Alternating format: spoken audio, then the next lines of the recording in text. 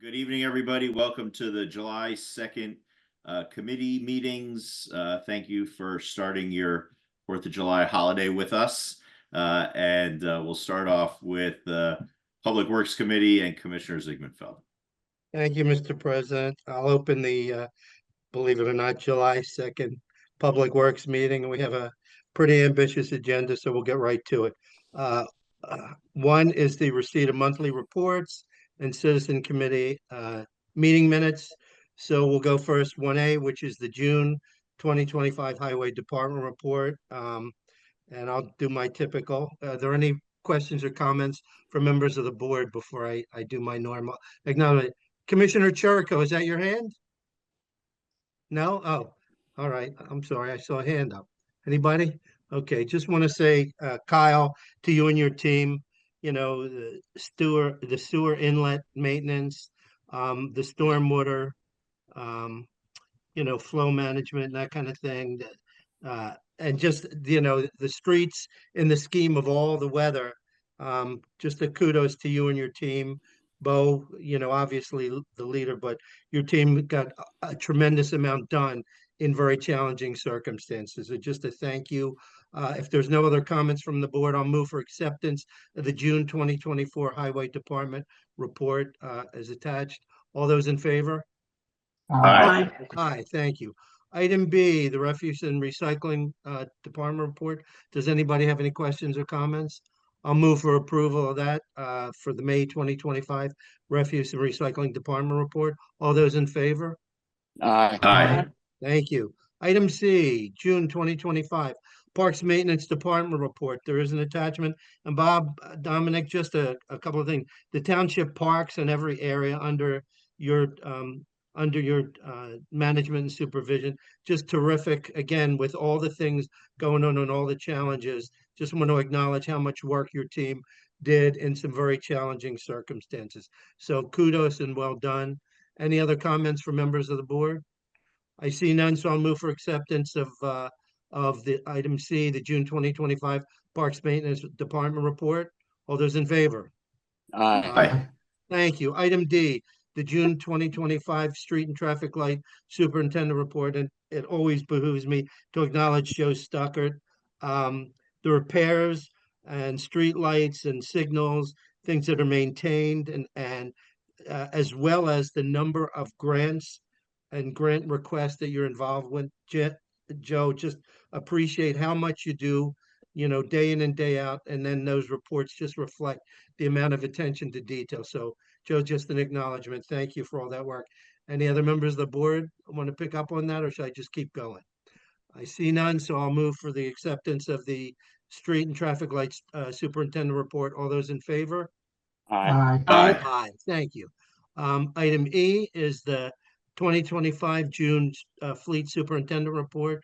And Jim, a lot of work being done, so I don't want you to think we're neglecting you, but it's time to move on. If nobody has any questions or comments, I'll move for approval of that report as well. All those in favor? Aye. Thank you. Item F, the June 2025 Stormwater Coordinator report. And Sam, just to acknowledge the updates that you provide, the grant opportunities. You're basically in the market to compete with Joe Stuckert. You're now moving into the 4-page territory, which means either Joe has to expand or you have to contract. We can't keep having that. It's going to be marathon public work sessions pretty soon. I'm going to have to be stopped when I tease these things out, but great work and great involvement in so many of these things. So just with especially the amount of risk on stormwater, you've done great. If you want to, just add something, Sam, please do. Yeah, I just want to add one thing to my report that just came up. We had a meeting with DEP regarding the Glenside flood control project, and I just wanted to make everyone aware that they will be doing additional surveying. The surveyor will be Honor Engineering Company, and they will have field surveyors on the ground, but they will also have drones doing aerial surveying. So we just wanted to make sure that the residents are aware that, these drones are for field surveying and they're with DEP and they're permitted. So. Thank you for that. Commissioner Rappaport. Yeah, thank you. And right, I'm glad that's being announced, can we send out not only the township email blast, something on that, and maybe Facebook as well, but also the particular households that are in line with those funds, can they get written notification as well? Yes, I mean, absolutely. it's probably about what, 15, 20 houses. Yeah, that's fine. We can send those out. Thank you. Thanks. So do we want to add that notification to the minutes of the stormwater coordinator report, Sam? That the presence of yeah. DEP? Okay, great. So that would let's be- do that. Let's add that as another item in your report. And with Thank that, I'll move with that addition. I'll move for acceptance of the stormwater coordinator report for June 2025. All those in favor, say aye. Aye. Aye, Aye. thank you. Two very important committees, the Shade Tree Advisory Committee met on June 12th, and the Environmental Advisory Council met June 16th. Again, they're staying on top of a lot of the things that help us to be more effective, both as commissioners and staff, and being aware of some of the things that they have. So there's recycling and different issues along those lines. And then there are two groups with engaged members that we have a number of ordinances and things that we're about to move public. So I'll simply say good work and continuing commitment from those who are on those two committees. In particular, we get a lot of benefit from their commitment to both to the township and to those particular disciplines. I'll move for approval of both. Oh, Commissioner Rappaport, I see you. Go right ahead. Which is this on G or H? Thank you very much. It's on H. Okay, Congratulations to all who were involved with the getting the stream names approved by the U.S. Geological Survey. And one of the things that would be helpful, since we now have official names for all the township streams, I know we have many priorities, but some signage, official signage at those streams. I think if things do not have names, we tend to be more careless and overlook some of them some of the time. But if things have names, tend to respect them more, notice them more. And I think in the whole, that will do a service for the township. So I'm wondering if, as part of our grants or even as a sponsorship, if we can go after sponsorship for signage for each of those groups. Commissioner, we'll take a and how look many at did it. you say there are? How many have been named? I'd have to go back and take a look. I think it's probably about 10 altogether, maybe fewer. Yeah, that sounds about right. Commissioner, we'll take a look at it and get some cost estimates. I'm not familiar with any grants associated with stream naming signs. I know some other communities that have done that.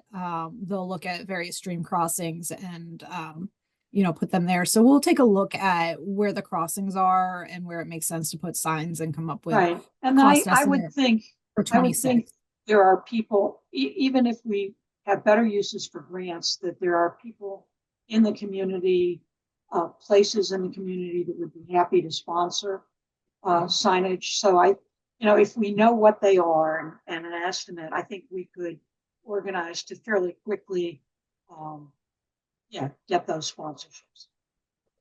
We'll take I a think look at that's a great idea. And maybe what we want to do is make a request and a recommendation to TTF, which collects a sizable chunk of money from the township every year. I believe we're still committed to $40,000.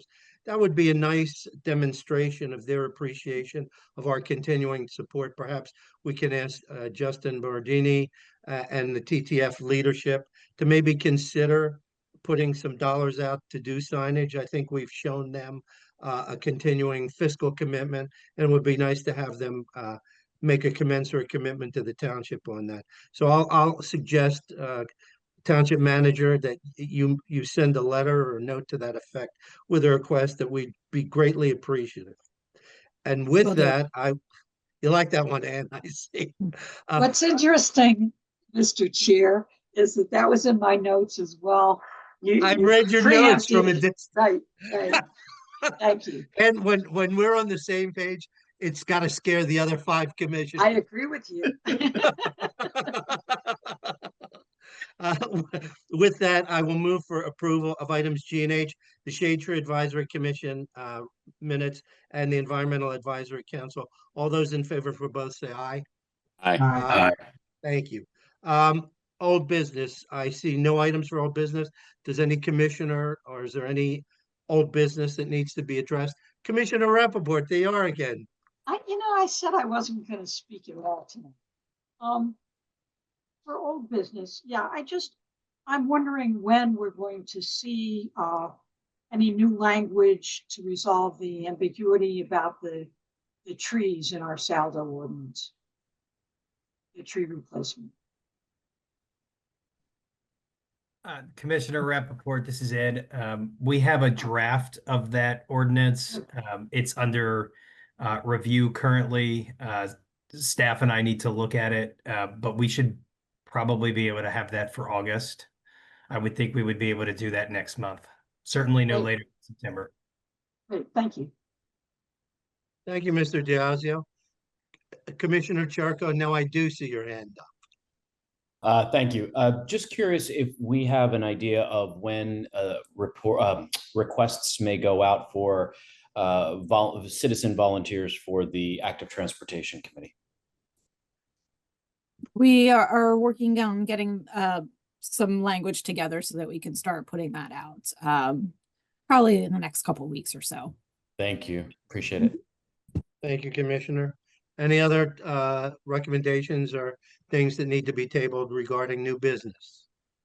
I see old business. I'll close old business and move to item 3, new business. And we have item A. Consider recommending the Board of Commissioners adopt a resolution approving a sewer facilities planning module for the renovation and conversion of a commercial building into a 2-unit residential duplex building located at 514 Ryers Avenue, Cheltenham, with a proposed flow of 525 gallons per day, which is equivalent to 2 EDUs. There is an attachment, and I would think, is that yours, Roger? Sure, I can take it. Henry. It's not much more than what you just described, Mitch. It's a former commercial building that's being redeveloped into a duplex. And this was on the approved connection management plan from the PADEP. Okay, thank you. Any comments? I believe that's in That's your in ward, our- Commissioner yes. Brockington. Yes, it is. Yes, it is. Any issues you want to? No issues. I would, take no actions if that's what we're going to Okay. do or vote on it. Looks fine to me. We're not there. So the recommendation is to adopt the resolution Yep. approving that. So if there are no other comments, all those in favor? Aye. Aye. Aye. Yeah, we're fine. Item B. Consider recommending the Board of Commissioners adopt a resolution granting conditional approval and associated waivers for a preliminary land development application, CTDA number 25-05, Cedarbrook Middle School, 300 Longfellow Road, for the construction of 2 buildings totaling 18,000. I just lost my place. Give me a second. Sorry. Yikes. Give me 2 seconds. Apologize. Mitch, the applicant's on here tonight. They can pick up for you, I believe, and get into the details. Okay, we'll move forward, applicant. Appreciate you covering for me as I've lost it on my end. No worries. Go ahead. Good evening. I'm Jeremy Mazars with Chester Valley Engineers. We're the civil engineer on this project. I believe Josh Schweigert from Cheltenham School District is also on the call, and the Okay. project architect, Scott Sullivan. So you're correct. It's 18,972 square feet of building additions, primarily 1 building addition. The other one's pretty small. We are adding additional parking for our 22 classrooms, 44 additional spaces. So there's 130 parking spaces required. We have 178 parking spaces that we are providing, and that is to provide 46 additional overflow parking spaces for the school district's middle school events, back to school nights and those sorts of things, so that there's less impacts on the neighborhoods. Obviously, we're complying with the subdivision land development ordinances, providing stormwater management. We've submitted our planning module. Everything has been reviewed by Roger. We just received his recent review letter, which was pretty minimal, and we can comply with the items in there. So if there's any specific questions, I'd be happy to answer anyone on the board. Roger, was this also passed by the Montgomery County Planning Commission? Was there any feedback from them as well? You're muted. Yes, they reviewed that and they provided comments, and this was also Okay. approved by the Cheltenham Planning Commission. Right, okay. Mr. Swigert, if you would take a second or two, because largely the people that are on this call don't usually attend some of the Cheltenham Township School District meetings. So I wonder if you just take a moment to talk about why there is the need for expanded capability at the Cedarbrook Middle School. Just a few minutes to make those who aren't paying close attention to the school district issues to get them up to speed, if you wouldn't mind doing that. Sure, absolutely. Good evening, everyone. This addition came about as the result of an enrollment and facility study conducted by the school district to match our enrollment and predicted future enrollment with our building sizes. We have several facilities that have exceeded their maximum lifespan, and we were looking to replace those buildings with newer spaces as great as possible.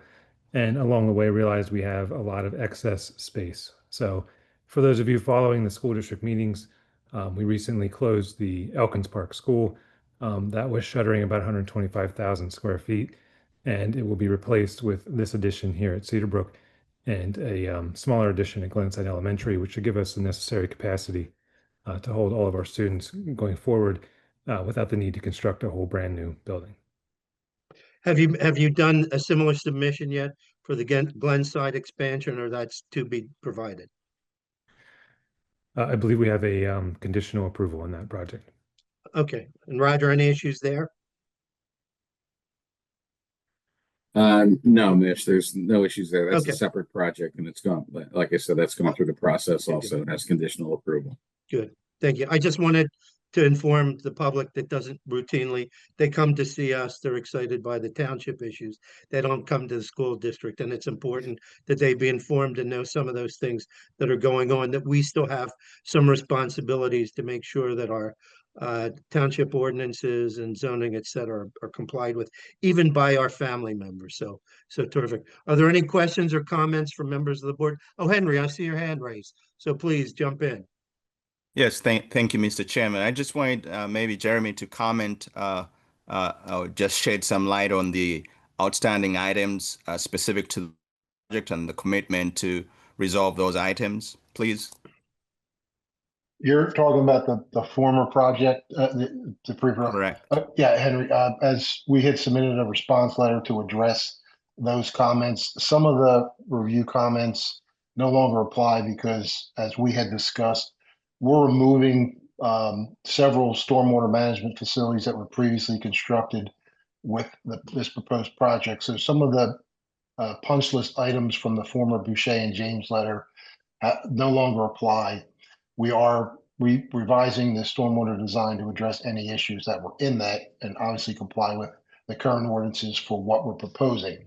There are multiple items related to construction inspection punch list items that I believe I need to set up an inspection meeting, site inspection meeting with the inspector to confirm, what still is applicable, because I believe that review that was about 5 years old. So some of the things since we weren't involved in that prior project, I'm not sure if certain things had been addressed, if they weren't addressed. So I think it's best to review all the items in the field that aren't, tangible that we can see on the plans. Review them and then address them accordingly. Thank you. Much appreciated.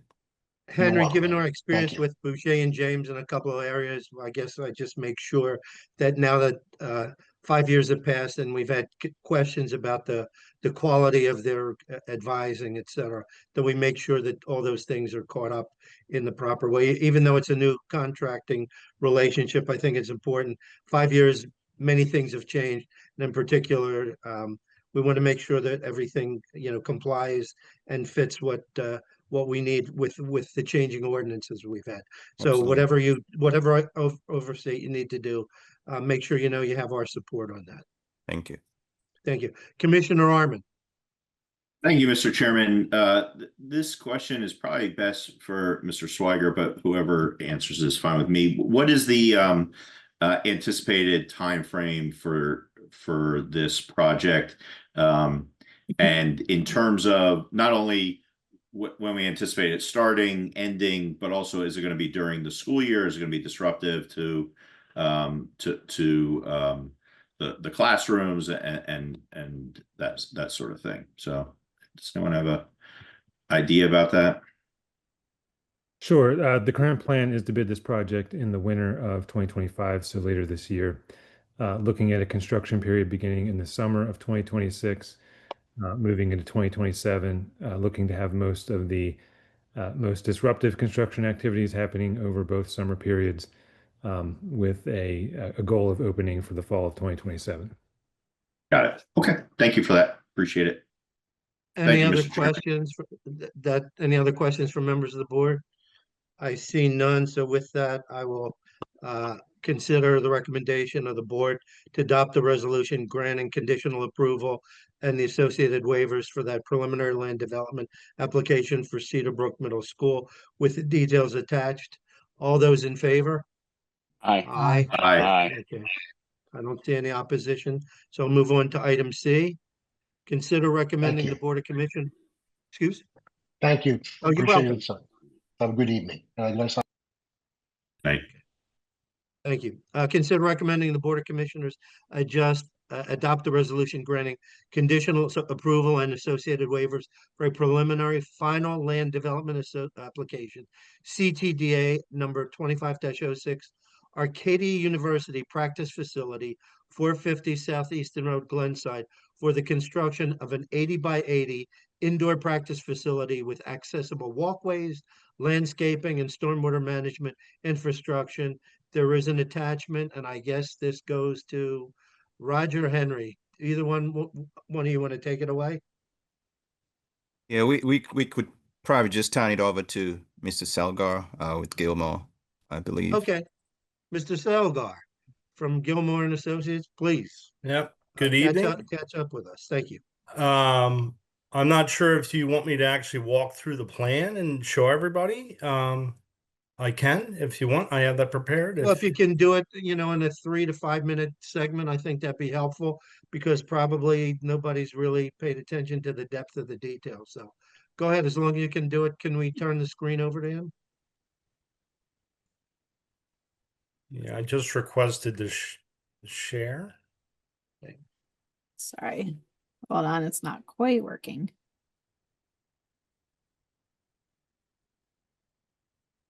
We're having a technical challenge.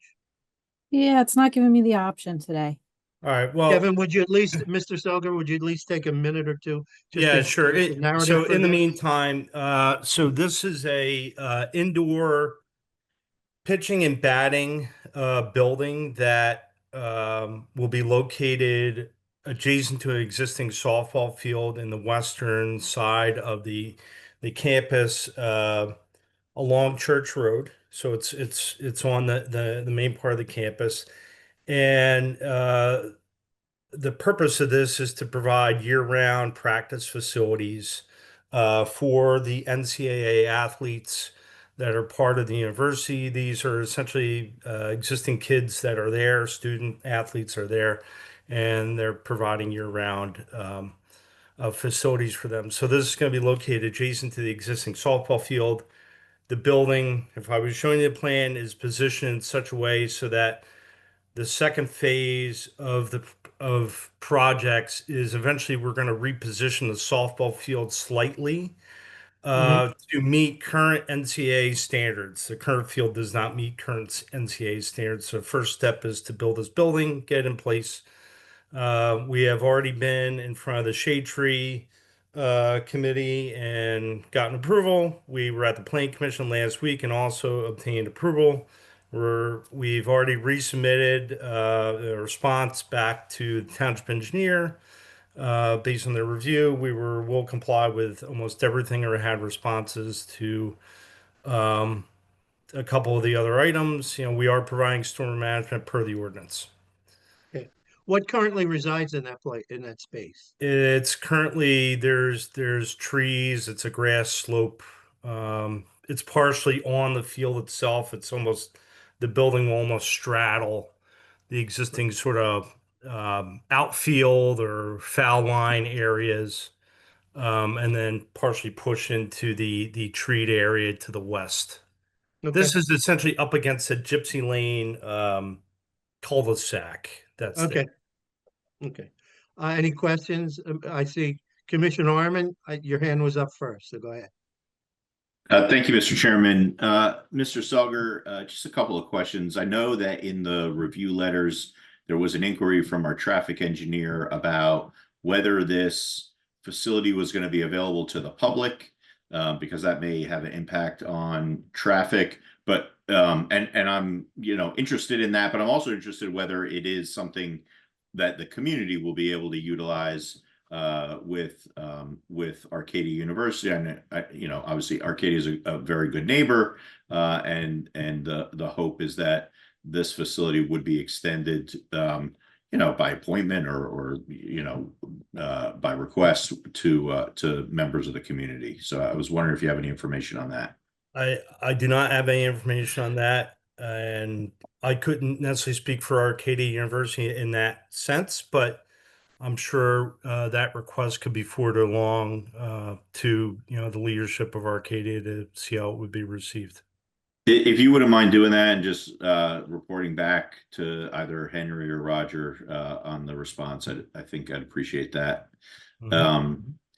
So that's the first question. The next question is, currently, I don't think there's lighting back there. With this new building, is there going to be lighting, and how is that going to be mitigated to ensure that it doesn't infringe on the folks on Gypsy Lane in that area? So this was discussed at the Planning Commission, a week ago or just under a week ago.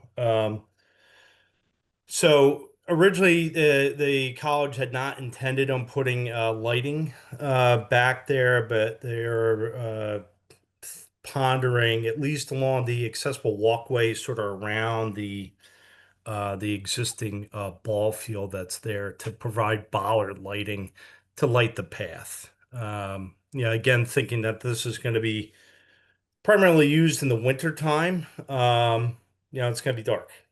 So that's something to talk about. I mean, bollard lighting is not going to be a light trespass issue. And it's really, the lighting would be on the non-Gypsy Lane side. And then the other piece of this is that on the west side of the building that's closer to Gypsy Lane, it's pretty densely wooded back there. And then I think we're adding 30 or 40 trees between replacements and then stormwater plantings as well. Yeah, and Matt, to your question, I think Kevin, I believe he might have been asking also, will the field be illuminated? And as part of this plan, there are no lights planned for the field. It's just not at this time. Yeah. Right. It's just access lighting to get to the building for the safety of the students getting to the building.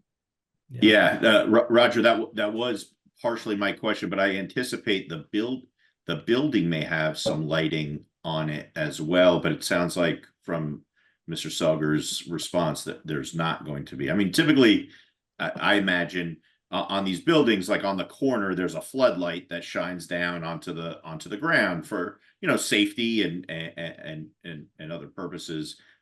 Is not anticipated in this project? I mean, if it's going to be anywhere, it's going to be on the ball field side away from Gypsy Lane, because the non-ball field side, it's really going to be a slope, so it's not going to be accessible. So I'm not anticipating lighting on Gypsy Lane side per se.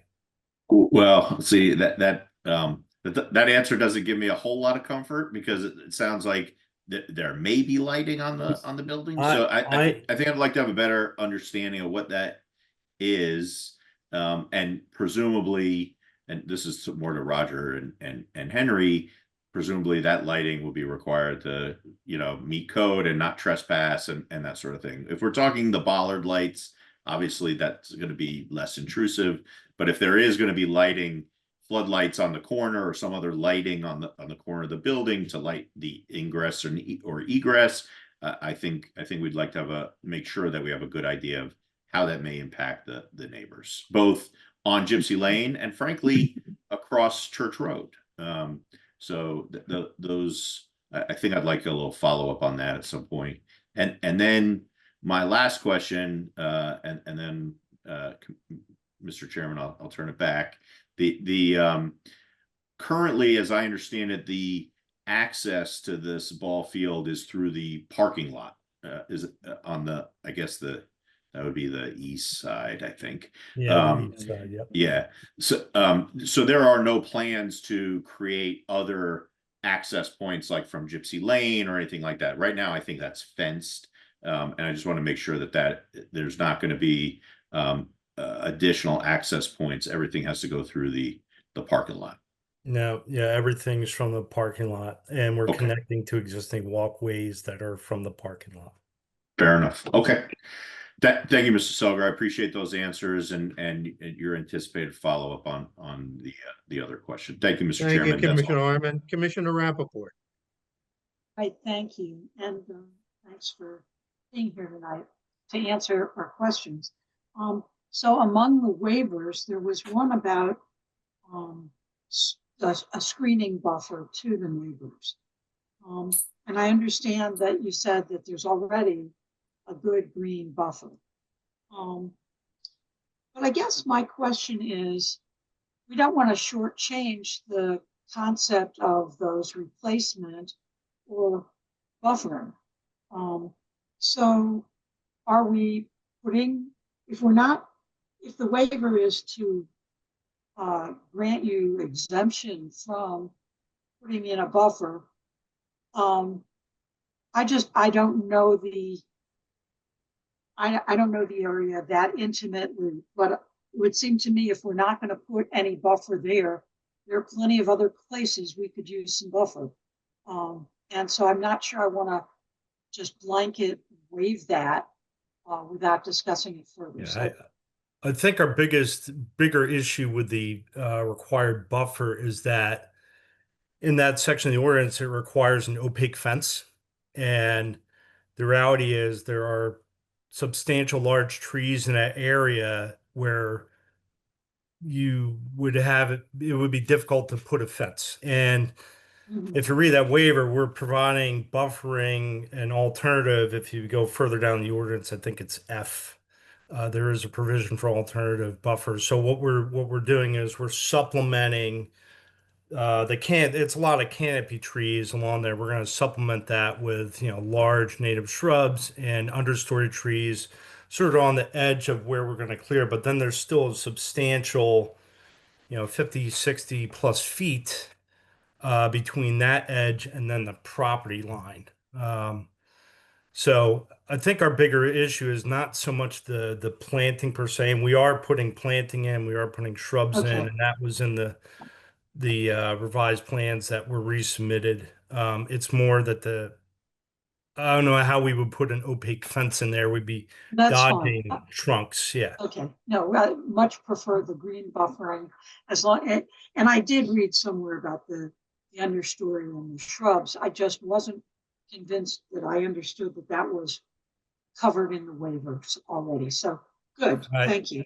If I could share my screen, I'd show you the plan. I understand. I'll take your word for it. Yeah. The only other one that I was going to ask about came in the stormwater section. And there was something that I didn't understand about a level spreader versus an end wall. And it had to do with flooding into the neighbor's property. So I just need a translation. Sure, I can answer that. Yeah, go ahead, Roger. If you'd like. And I don't believe I used the word flooding into the neighbor's property. But, Okay, all right. Runoff. but yes, runoff. So an end wall is what you're typically used to seeing, where you can see the pipe and the pipe comes out and it's got the concrete structure around it, and then the water comes downhill from there. A level spreader is constructed within the ground, where it's like a T pipe almost, with a channel full of stone, to where the water goes into that and dissipates and then comes up slowly, and it takes the energy from the water and releases it slower. And there's calculations that go along with that to tell you how wide and how deep and how long to make that level spreader. So it's going to be a level spreader rather than the wall. That's what we're requiring, correct? And, Sounds good. Okay. And it's less concentrated of a discharge, is what it is. Got it. Thank you very much. So, Mr. Selger, the only thing is, since we didn't get a chance to see your depiction of it, could you make sure that you get both staff and the commissioners a detailed thing, so we can see the schematic and also see where the trees are being removed at it, et cetera, and hopefully those visuals will also address a number of the questions that were raised by the various commissioners. It does look like I can share my screen now if you'd like me to do it real quick. It's up to you. I think what we should do is we've taken you at face, and what we'll do is take a look at it and be able to come back to you with questions or comments after each of us takes a look at it. So thank you for that. And with that, I'll ask if there's any other questions or comments from members of the board. I see none, so I'll move to recommend that we adopt the resolution granting conditional approval, associated waivers for the preliminary final land development application, CTDA number 2506, Arcadia University, the practice facility, with the details. And obviously, the questions will need to be addressed as we move forward in this, in our final approval. With that, all those in favor?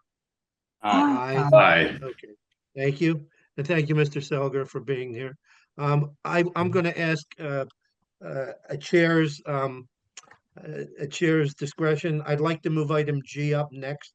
There are a number of neighbors from Tookany Creek Parkway in the Carter Lane area on.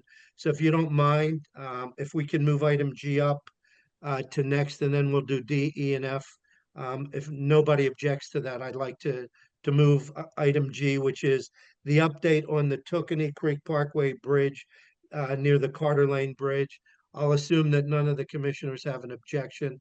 So if we could, from staff, whoever wants to take the lead on this, because it's a pretty involved situation for quite a bit of time and quite a bit of engineering. So Bo, you or your team, Joe, whoever wants to take it, Kyle, et cetera, we're open, but if you would, please pick this up a couple points ahead of time. Yeah, we were notified of some bad situations underneath the bridge that we're dealing with now. I'm going to turn it over to Joe and Kyle because they've really ran with this and taken the burden of this project. So Joe, Kyle, take off. All right, I'll start. Thanks, commissioners. So yeah, as Bo said, we received an inspection letter several weeks ago regarding the condition of the bridge. That it's not favorable. And such, we were asked to close the pedestrian walkway within a week of receiving the letter. Kyle and his department did do that. There were signs put up and some barricades as a short-term measure. And part of that letter was to restrict the width of the bridge, narrowing it by an additional 5 feet to keep traffic within the middle of the bridge. So they, want barriers on there, and we have acquired barriers. We've gotten a design on how to lay the barriers out. I've spoken with the traffic engineers on this, based on PennDOT recommendations on how to lay those barriers out. And with that, there will need to be, Carter Lane will need to be closed. Right now it's indefinitely until the bridge is replaced. It is still safe for traffic. It's just not safe for the outer edges of that bridge to be used. The beams underneath are rotted on the outer edges. And therefore that's why the recommendations have come about. This week, I personally handed out letters that we wrote up. Kyle crafted them and it was reviewed by Allison. And I hand delivered those letters to all the residents on Carter Lane, as well as New Second between Tookany Creek Parkway and Ashbourne Road. So I either spoke with the residents that were home or left it in their doorway. And it has both myself and Kyle's contact information on that. There is right now no definitive timeline, but it will be several years to move forward on this project. And currently the traffic engineers Bowman are working on what grants are available to help us make this repair and replacement and move forward. Kyle, do you want to pick up on that? And then we can have some questions from the board and possibly from some of the neighbors. Yeah, I just want to speak about the time frame of everything. So Sure. we've started some prep work as far as, you know, moving the pedestrian traffic and trying to alleviate that as best as possible, the impact of the area with the trail being there on Tookany. So it looks like Monday is when we're going to be closing the road and doing everything we need to do as far as the engineered plans go to lay this out. There is going to be a pedestrian detour that we're working on, and that'll get implemented at the same time that we close Carter Lane and we restrict the lanes. So that work is ongoing, and a lot of it started today, and it's going to go into the weekend and then pick up again on Monday to finish up. Yeah, so commissioners, with that, there will be a temporary pedestrian detour for the length of this project, which will be up Wessel Way, Kingston, New Second. That is to give the trail users a safe way to get around that bridge without walking in the street. Again, especially with the roadway being narrowed, it's definitely not safe for pedestrians to walk in that roadway at that point. There is no shoulder. There's no place to go with vehicles coming. So again, working with the engineers and looking at the conditions out there, that will be through Kingston, Wessel Way, Kingston, and New Second. In both directions, there will be signage to move pedestrians around the bridge in a safe manner. There will also be signage going up at Carter Lane, New Second, letting folks know that is basically a no outlet road. The road, will be closed. It's no outlet. It'll be open for residents. It's an unfortunate situation, but for safety reasons, it has to be done that way because of sight distances once the barriers go up. And what we also need for the taper to make it a safe approach to that bridge where it's narrowed. How will you restrict access of traffic? Will there be Jersey barricades or something that has some level of permanence to it? Yeah, so we have acquired Jersey barriers and we've purchased those, and they will be along the bridge and tapered coming off the bridge in both directions. And so that's what'll be up.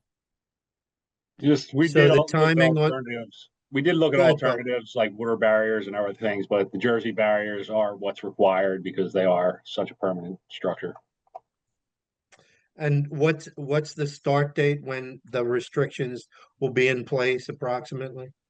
It will start Monday is when the barriers will be going in place, weather permitting, obviously, but Monday is the planned date that Kyle and his team will be moving those barriers into place, as well as putting in place the temporary pedestrian signage. Okay. Are there any questions? I see a couple members of the board. Commissioner Lewis, I'll catch you first. Go ahead. I'll yield to Commissioner Rappaport, who had her hand up first. Well, I didn't see that. I was trying to be fair and give everybody an equal chance. Commissioner Rappaport, always welcome. Thanks very much. I appreciate that. So this is going to take a while to get resolved. And even though Elkins Park School is closed, I think the 6th graders next year are going to be in the portables, whatever you want to call The trailers, them. yeah. Yeah. So does the school district know, and are we giving them full information? At this time, we have not reached out. We've been working on trying to come up with a plan and get everything in place. We have not reached out to the school district, but again, we're not taking them on the school district property. It is all public area where they will be walking through there. So we are not directing them onto the school district property. Yeah, no, I understand that. I just, they'll need to know what's going on just for student access and family access, just because it is right there. Yeah, I know, we haven't been made aware of what they're using that school for right now for next year. Honestly, we've reached out to them because of the school crossings and stuff, and we have not heard back. So once we do, we can, have that further discussion with them.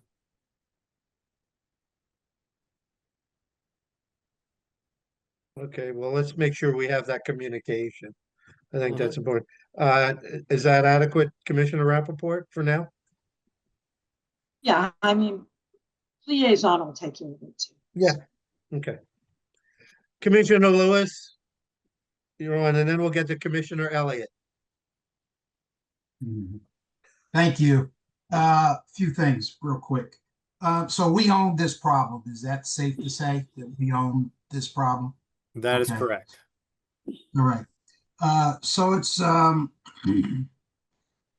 heard something about funding grants. So is the work on this sounds like serious situation. Is this predicated on us getting funding? No, so right now we've asked the engineers to give us several things. One, give us their estimated cost on a better estimated cost on the engineering cost to move this forward.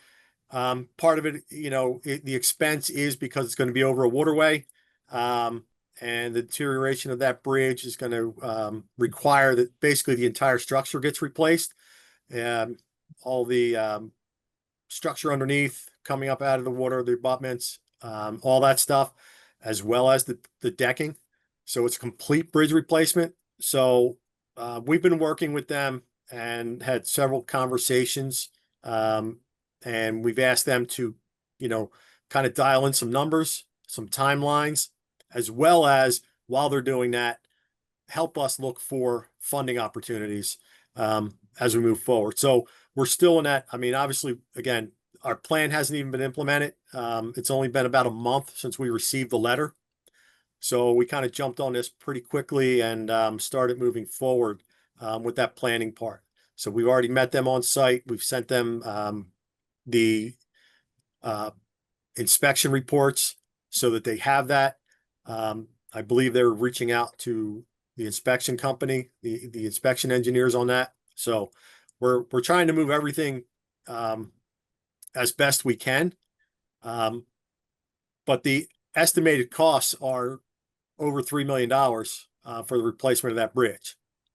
So it's still, it would still about a year and a half, even if we were start right now, just for permitting and design. So it's not unfortunately, they're not a quick process to move these along.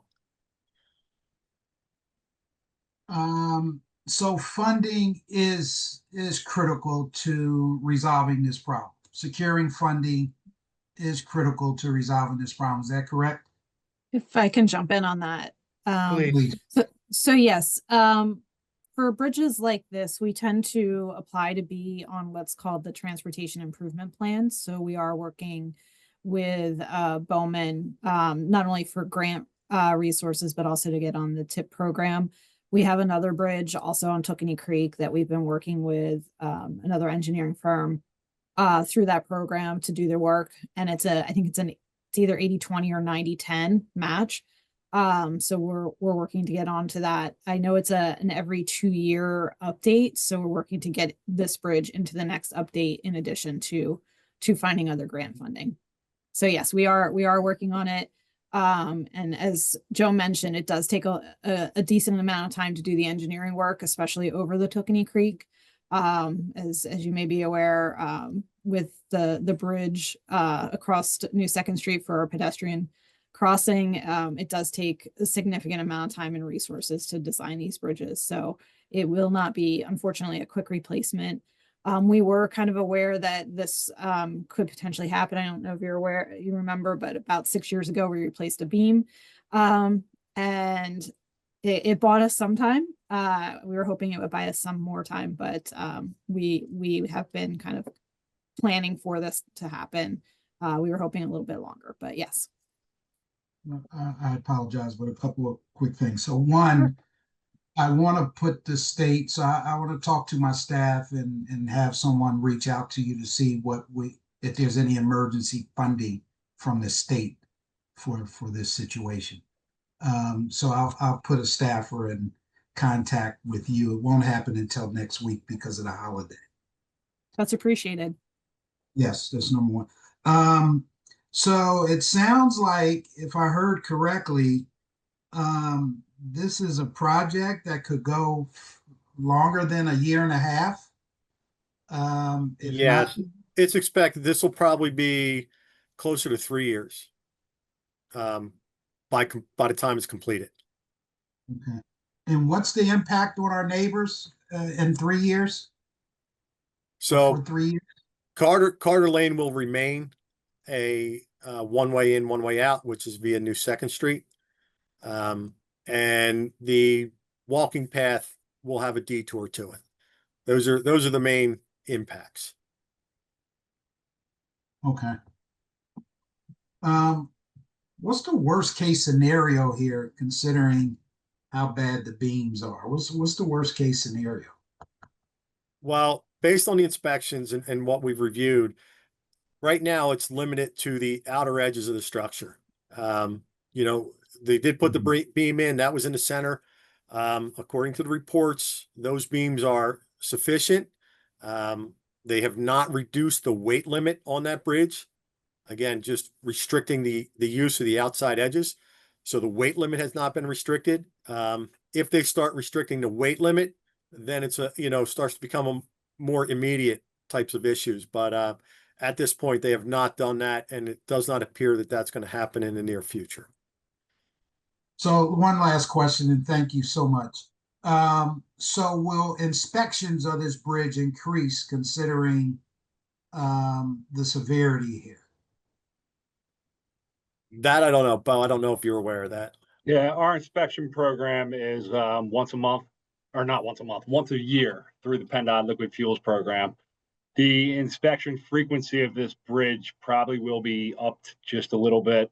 They will make subsequent inspections to make sure that all the measures that Joe and Kyle have talked about are in place. And during that time, they'll probably take a quick look underneath. It's not very easily accessible to get under there and look at everything. I've been down there, Kyle's been down there, but it'll remain on a once per year schedule with a little, I can't say they're planned, but they will be coming out to make sure that all our traffic measures are in place. Okay, thank you. Thank you, Commissioner Lewis. With the extent of your questions, I'm going to propose to my neighbors that we make you an honorary resident of Carter Lane with the extent of concern you expressed, especially as long as you're finding us some money. We'll be very appreciative. Thank you, Commissioner Lewis. I do have a couple questions on my end. Commissioner Brockington, was that you raising your hand? Yeah, I just had one quick question for maybe Bo or Joe or Kyle. Do we have any other similar structures like that in the township that could end up having the same type of issue? I haven't seen the reports. Bo may know. Yeah, we get these reports once per year. The last bridge project, which will be upcoming, is the Laurel Ave. That's the last grant we applied for. At that time, that seemed to be the one in the worst shape. It had the lowest weight restriction. Like Joe said, once the weight restrictions come in, it turns into another ball game. Right now, it's just the outside edges of the bridge that are affected. Okay. All right. Thank you. So I do have questions, how do we restrict truck access? Obviously, that's going to be a real concern because the turning radius on that street is already narrow. There's obviously driveways, but limited driveways, and many people have to park at least one vehicle on the street. What is the signage, or what limitations can we have so that we're not dealing with a lot of trucks coming down the street that won't be able to turn around they'll be challenged to back up. I know that your crew, Bo, is able to back up when that street is blocked without any problem, but that's because they're professional drivers. But there's a whole lot of people coming down that street that have deliveries, et cetera. So I don't know what the signage has to consist of, but I know there's going to be some concerns about trucks that will want to come down there, but won't have the ability, for instance, an oil truck, to be able to make an oil delivery and then have a turning radius. It's going to be a problem.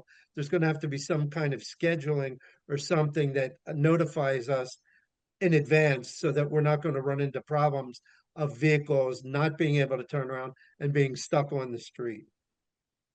So we ask you to at least consider what kinds of communication or scheduling might be necessary in order to prevent that kind of challenge. I think that's pretty much it. Do any other commissioners have any questions? Do any of the Carter Lane neighbors who are online? I can't see anybody's hand, but if anybody has questions, in order so that you're not sitting here for another hour, if you want to raise your hand and ask a question, we'll entertain that if anybody's on who'd like to. Can you see anybody? I don't see, I Okay, don't see. I know there's neighbors on. Okay, so with that, we have the update and there's some questions that need to be responded to. So thank you, board and staff, for your involvement and for letting me move this up a couple of notches. So I'll close item G and move back to item D, which is the following. Consider recommending the Board of Commissioners adopt a resolution authorizing submission of a Commonwealth Financing Authority multimodal transportation fund grant for approval to the Elkins Park East Streetscape. And who can take that one? I'll take it. Go ahead, thanks, Allison. So this is a grant through this program that focuses on multiple types of transportation on our streets. We have a group of businesses in the Elkins Park area that is interested in doing some work to the streetscape. They've approached our IDA about some grants for trees, and we've talked about some improvements that we can make. We've applied a number of times for streetscape improvements through different funding sources, but this seems to be one of the ones that we may have a chance to do so. So in order to coordinate some of the work of the business owners, we're looking to do some improvements that would focus on some traffic calming, street crosswalks, pedestrian lighting, and maybe some other types of measures to help the businesses of that area with pedestrian and accessibility and traffic safety. I believe this is a $250,000 grant request. Do you have specific streets that are targeted? We did a lot of streetscape work at the church and Old York Road intersection. Is this in proximity to that? No, it's near the train station and that area. So this is more up Montgomery Avenue up to Spring where the train station is, Correct, et cetera. And yes. obviously we've had some challenges there in terms of people recognizing and obeying traffic, one-way signals, et cetera. So it's really critical because it becomes very unsafe when people are going the wrong way down a street where there's lots of, walking. So, okay. Correct, yes. Good. Any questions, Commissioner Rappaport? Thanks. Well, certainly the safety issues are paramount, but a number of years ago, hearing how important it was for their area to get wayfinding signs on Old York Road, and I didn't see those in the resolution. So, or whatever. Are we able to add wayfinding signs for that commercial area? Yeah, we're looking into that. We're not quite sure if that'll fit the scope for the grant, but we will. It is something that is in our to-do list to take a look at as part of the application. Is that was disappointing. I know to folks who really were looking for it before. So yes, absolutely. Thank you, Commissioner Rappaport. Any other questions or comments on this? So I'll move that I see none. So I'll move that we'll consider recommending the resolution authorizing the submission of that multimodal Transportation Fund Grant for the Elkins Park Streetscape. All those in favor say aye. Aye. Aye. Thank you. Item, I guess this is a modified item. I'll skip the alphabet and the people that take the minutes will fix it. Consider recommending the Board of Commissioners adopt the resolution authorizing submission of a Commonwealth financing multimodal transportation fund grant to replace the Glenside Avenue Bridge. There's an attachment. You want to take that as well, Allison? I will. So we have a grant through the LSA program, which will help pay for some of the engineering work. So this is to seek additional funding to help with the actual construction of the grant of the bridge. This is another one of our bridges that is not in the greatest of shape. So we are again seeking financing to improve them. This qualifies under multimodal because it also has some pedestrian accessibility concerns. In fact, that's one of the areas of the bridge that is not in the best of shape. So we are working to get this bridge replaced as quickly as possible and minimize its impact on our budget. And which intersection is this bridge at? Oh goodness. It's in the like the 200 block of West Glenside Avenue. Okay, It's Thank you. near Linwood Avenue. Thanks. thank you. Any other questions or comments on this one? I see none, so I'll move for consideration of the multimodal transportation fund grant to replace the Glenside Avenue Bridge. All those in favor? Aye. Aye. Thank you. Revised item F, consider recommending the Board of Commissioners approve a contract with Bowman up to $487,100 for design and engineering services for the Glenside Avenue Bridge replacement, which we've just discussed. Any questions, comments? Do we need to go into any details here regarding the design and engineering services? I see none, so I'll move for approval of up to that 487,000. And obviously, we'd want to review the final numbers after they've done a full, assessment. All those in favor for that, say aye. Aye. Aye. Aye. Thank you. And I don't see any other items. Is there any other additional items for new business for the July 2nd Public Works? I'm looking. I see none. I will close new business and I will open item 4, citizens forum, or any citizens online that would like to contribute or question anything with respect to the Public Works meeting tonight. I can't see anything. Can anybody else? Do you see anything? Seeing none. Okay. Commissioner. That being stated, so I will move for adjournment of tonight's Public Works meeting. Thank you very much for your participation at 8:33. All those in favor? Aye.